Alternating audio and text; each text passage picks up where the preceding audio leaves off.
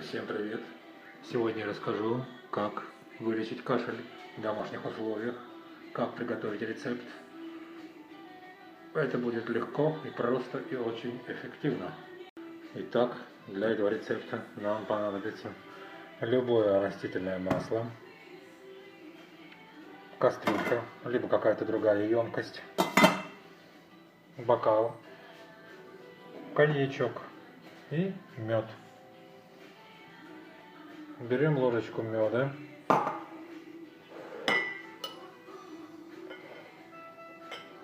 наливаем в бокал, вот так вот, сюда медок.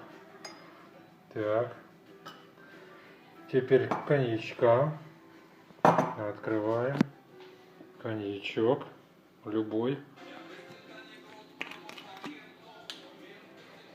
примерно чайную ложечку наливаем сюда, вот так вот, налили коньячок. Теперь берем растительное масло, тоже около чайной ложечки наливаем, в кастрюльку наливаем воды, чтобы получилась водяная баня. На водяной бане мы будем готовить. Вот, немножко водички набрали, выключили.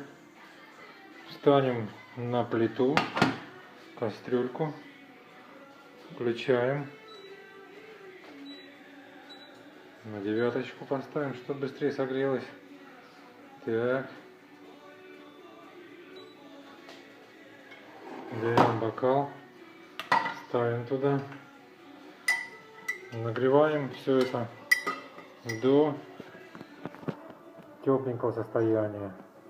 Вот так вот, держим на водной бане, помешиваем.